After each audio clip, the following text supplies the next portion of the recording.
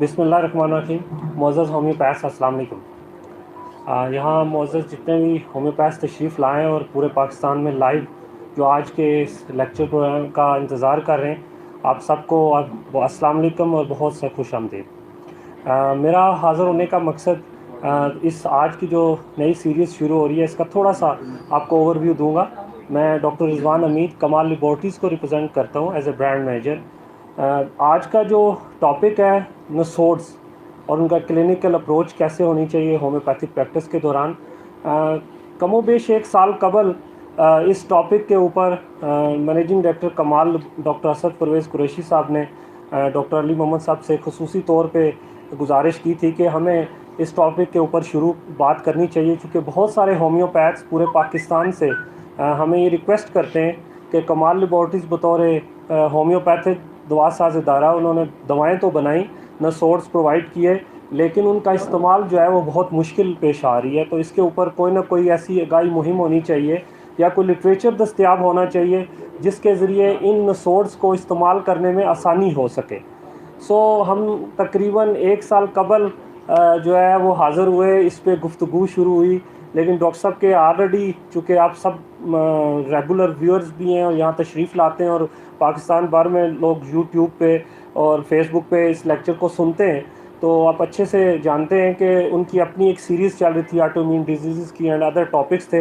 वक्त लगा थोड़ा इस टॉपिक के ऊपर आने के लिए। हम मैनेजमेंट ऑफ कमाल लेबॉरेटरीज़ पूरी होम्योपैथिक कम्युनिटी से बिलखसूस, चूँकि हमने भी कमाल ने भी कोशिश की कि जो होम्योपैथ्स हमें रिक्वेस्ट कर रहे हैं, हम कोई ऐसी शख्सियत से हम गुजारिश करें कि जो नसोड्स के हवाले से इबहाम को दूर किया जा सके। डॉक्टर असद परवेज़ कुरैशी साहब ने खुसूसी तौर पे जब रिक्वेस्ट की तो डॉक्टर साहब ने इस टॉपिक के ऊपर बात करने के लिए जो है वो रज़ामंदी का इज़हार किया। हम पूरी कम्युनिटी से और कमाल के जानिब से डॉक्टर साहब के बहुत शुक्रगुज़ार हैं कि आज हम इस पे गुफ्तगू कर रहे हैं। डॉक्टर सरमद परवेज़ कुरैशी साहब जो डायरेक्टर कमाल ऑपरेशंस हैं, वो भी यहाँ खुसूसी तौर पे इसलिए तशरीफ़ लाएँ।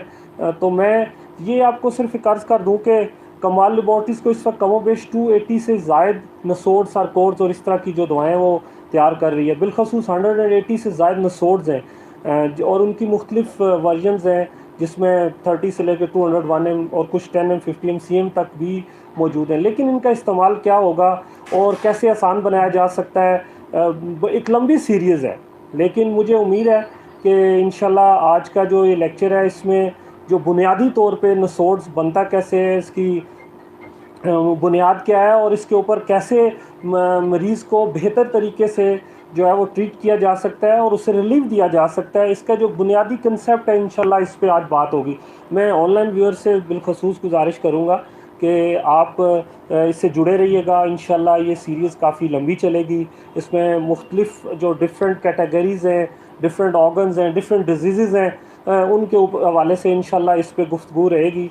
Once again on behalf of the management of Kamal and homoeopathic community, बिलखसूस डॉक्टर असद साहब का मुझे अभी भी मैसेज आया इन इंग्लैंड, तो वो कहते हैं मैं खुसूसी तौर पे ख़ुद भी हाज़िर होता अगर मैं आज यहाँ मौजूद होता। हम डॉक्टर अली मोहम्मद साहब का शुक्रिया अदा करते हैं कि जिनकी आप सब बेहतर जानते हैं कि इसमें अप्रोच जो है वो बहुत मैटर करती है। Over the years from last 25 years I have seen in country in homeopathy जो प्रैक्टिस हो रही है, उसके हवाले से दो बड़े सवालात जो हैं वो सामने आते हैं।